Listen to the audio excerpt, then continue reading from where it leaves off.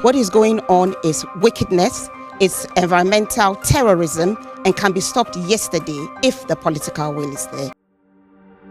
Ghana is once again in the grip of a deepening crisis, one that stains its rivers, poisons its soil, and tests the resolve of its leaders.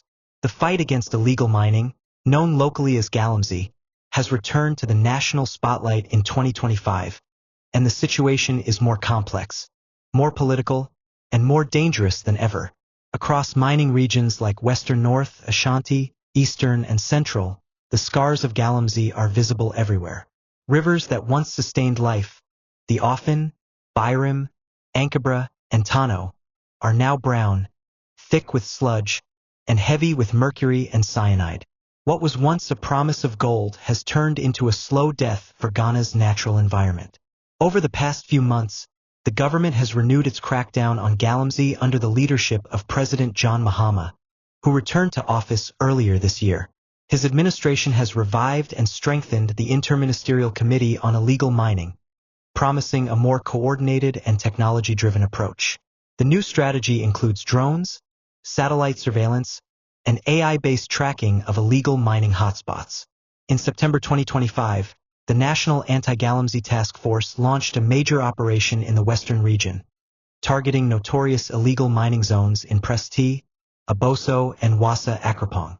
Security forces reportedly destroyed more than 500 Chongfan machines, seized over 200 excavators, and arrested several Chinese and Ghanaian financiers linked to the operations.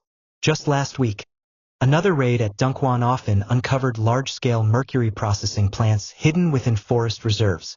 These actions follow public outrage over shocking new satellite images released by the Environmental Protection Agency, EPA, and Ghana Space Science and Technology Institute, showing that over 12,000 hectares of forest have been destroyed by illegal mining in just the past 12 months.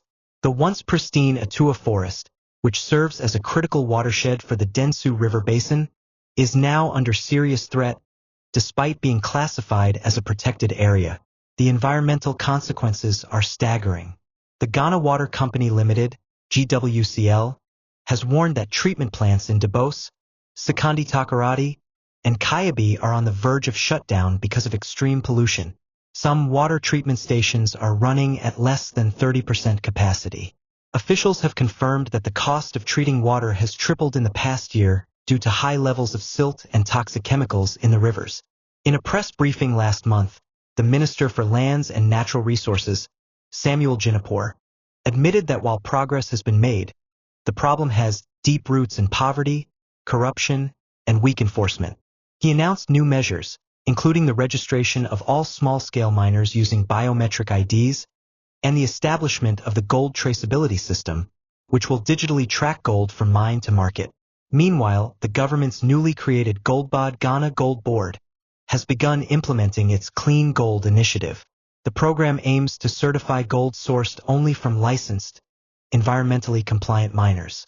The board has also been tasked with curbing smuggling, especially to Togo, Burkina Faso, and the UAE, where illegal gold from Ghana is often sold. Despite these efforts, many Ghanaians remain skeptical. Civil society groups argue that enforcement remains selective, with small miners facing arrest while politically connected financiers walk free.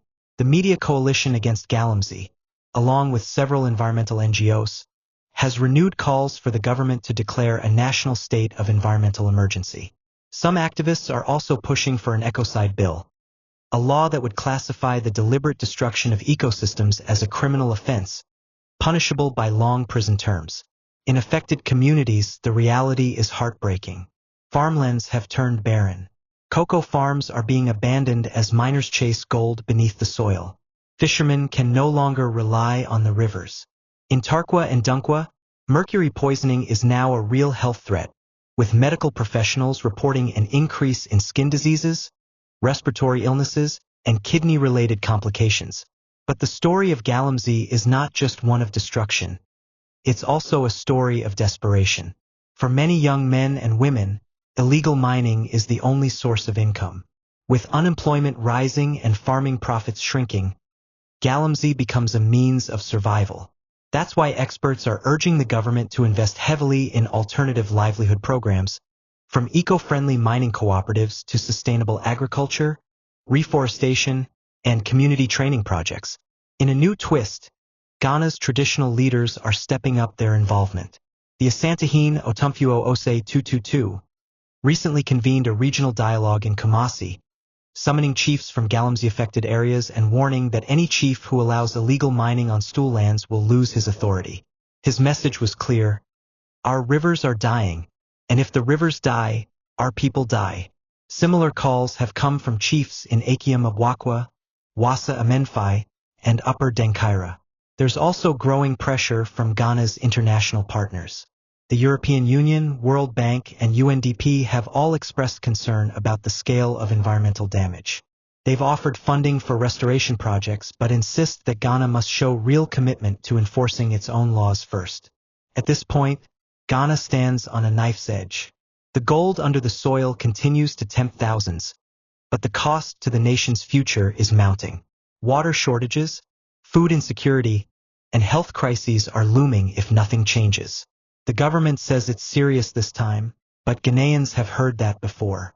The real test will be consistency, not just task forces and press conferences, but real accountability for those who profit from destruction. It's not enough to burn excavators.